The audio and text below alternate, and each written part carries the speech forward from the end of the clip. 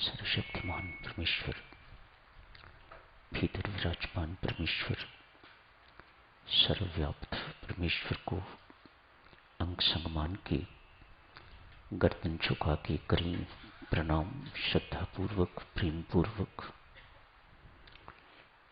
बैठ जाएं सीधे होके।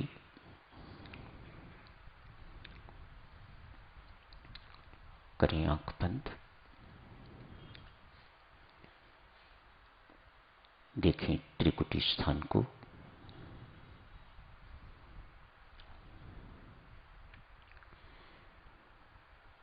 देखते रहें।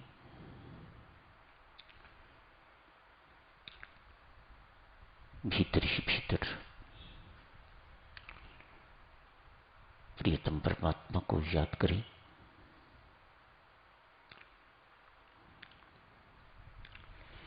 अकड़ के बैठे रहने में बुद्धिमता नहीं है साधकजन। मत सोचिएगा कि इसमें कोई बड़प्पन है। आप मानो ना मानो, कहीं ना कहीं अहंकार छिपा बैठा है जो आपको झुकने नहीं दे रहा। आप सोचो कि बिना झुके आप उसकी कृपा के पात्र बन जाओगे, तो ये संभव नहीं है।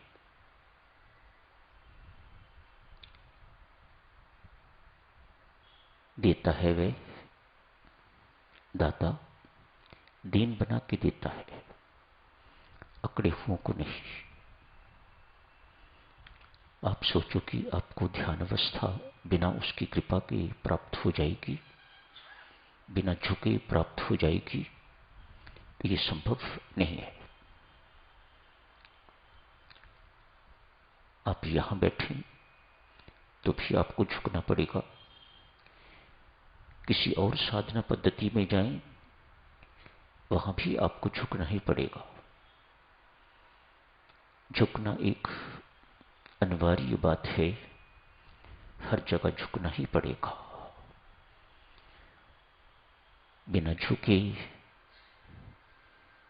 ध्यान अवस्था, समाधिष्ठ अवस्था नहीं प्राप्त होगी, परम शांति लाभ नहीं होगी,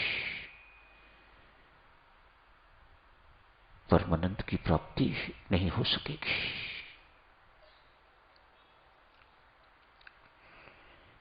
मन के खेल हैं साधकजनों। बड़ा भारी विरोधी है झुकने का, झुकने नहीं देता। झुकने वाला व्यक्ति तो ऊर्ध्वगामी हो जाएगा। मन ने अपना स्वभाव इस प्रकार का बना लिया हुआ है,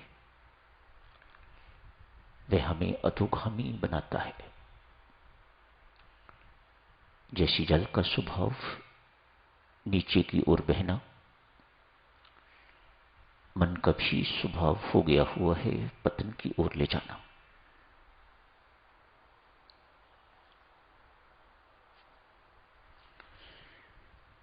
परमेश्वर की कृपा के पात्र बनना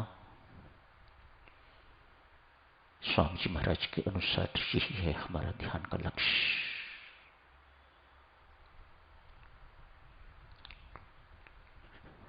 इस मन को नितांत सिधाने की आवश्यकता। जितना अधिक परमात्मा को याद करेंगे, उतना इसका तदात्म जो शरीर के साथ जन्म जन्मांतर से स्थापित हुआ है, वह हिलेगा, टूटेगा।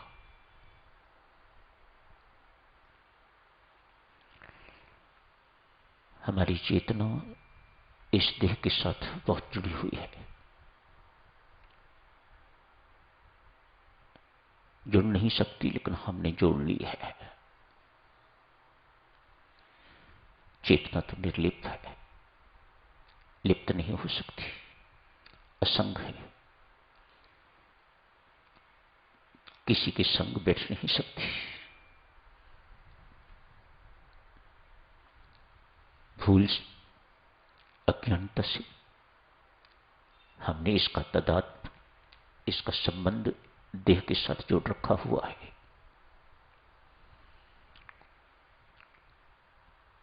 बिना इसके टूटे सदक्षणों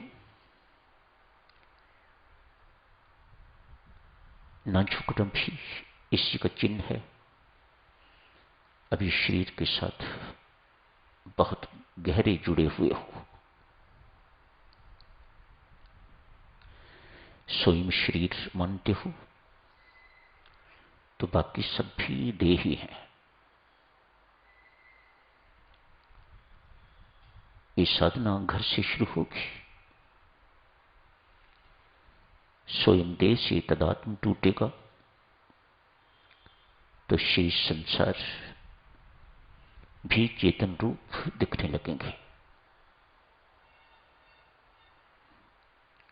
नहीं तो शारीरिक संबंध जन्म जन्मांतरों से चले आ रहे हैं, जन्म जन्मांतरों तक चलते रहेंगे। ये कभी टूटने वाले नहीं। परमेश्वर ने यही एक सिलेबस, इतना इंपॉर्टेंट सिलेबस दे रखा हुआ है। शरीर के साथ संबंध, शारीरिक संबंधों के साथ संबंध तोड़ के तो मेरे साथ जोड़िएगा। मैं आपका शाश्वत संबंधी हूं, आपका एटर्नल रिलेशनशिप मेरे साथ ही है। ये संबंध तो टूटते फूटते रहते हैं, जैसे मिट्टी के खिलौने। मेरे साथ संबंध शाश्वत संबंध है, कभी ना टूटने वाला। मैं भी चाहूं तो भी टूट नहीं सकता। सो सेज द लॉर्ड। आप भी चाहो तो भी टूट नहीं सकेगा। हां, अज्ञानता के कारण विमुख रह सकते हो, लेकिन ये संबंध कभी न टूटने वाला संबंध है। सदा बना रहेगा, था, है, आगे भी रहेगा।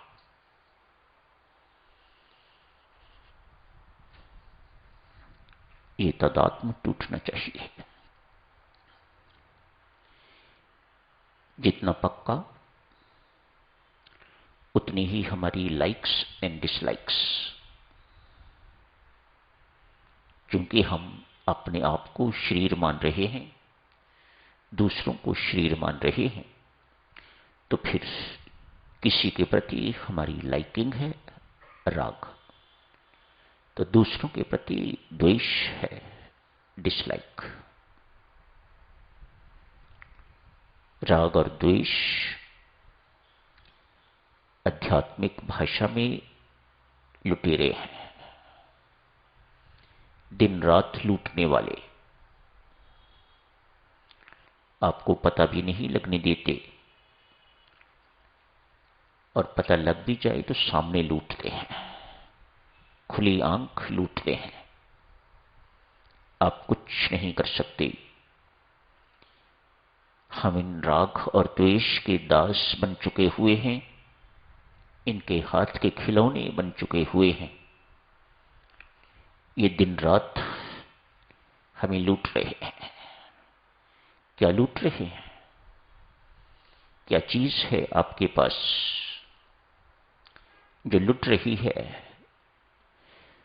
राग और द्वेष रूपी लुटेरों से। संत महात्मा समझाते हैं, शांति आपका जन्मसिद्ध अधिकार है। क्यों? वह परम शांत परमानंद स्वरूप परमात्मा भीतर विराजमान है। तो आप शांति स्वयं हो, आप परमानंद स्वयं हो। यदि परमात्मा परमानंद स्वरूप है तो उसका अंश बंदा भी परमानंद स्वरूप ही है। ये तो हम भूल गए और नश्वरता के साथ जुड़ गए। कितनी बड़ी भूल है हमारी। ये लुटेरे दिन रात हमारी उस शाश्वत धरोहर जो है उसको लूट रहे हैं। हम लुट चुके हुए हैं, इसीलिए हर वक्त अशांति का अनुभव होता है, शांति का कभी नहीं। कोई ऐसा क्षण परमात्मा की कृपा से किसी की जिंदगी में आ जाता है कि उसे शांति की अनुभूति होती है, परमानंद की अनुभूति होती है, तो इस परमात्मा की अहेतु की कृपा के कारण।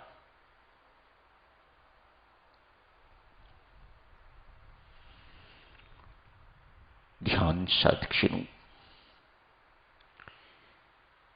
इसी प्रयास का नाम है। शरीर के साथ जो हमारा तदात्म जुड़ गया हुआ है, इतना पक्का, जन्म जन्मांत से जो इस तदात्म को तोड़ गया वह तत्काल परम शांति को पा गया, वह तत्काल परमानंद को प्राप्त हो जाएगा, वह तत्काल अपने वास्तविक स्वरूप में स्थित हो जाएगा, उसे तत्काल आत्मा का साक्षात्कार, परमात्मा का साक्षात्कार हो जाएगा। भिन्न नहीं है। आप उस चैतन्य के अंश भिन्न कैसे हो सकते हो? तनिक सोचो। चीनी का अंश चीनी होता है कि नहीं? सागर की बूंद सागर या पानी होते हैं कि नहीं? दोनों ही पानी है। नमक का अंश, रेत का अंश, नमक व रेत होते हैं कि नहीं होते? परमात्मा का अंश परमात्मा से भिन्न कैसे हो सकता है? तनिक सोच विचारो, सोचो इस बात को, विचार करो इस बात पर। ध्यान का समय इसी काम के लिए है।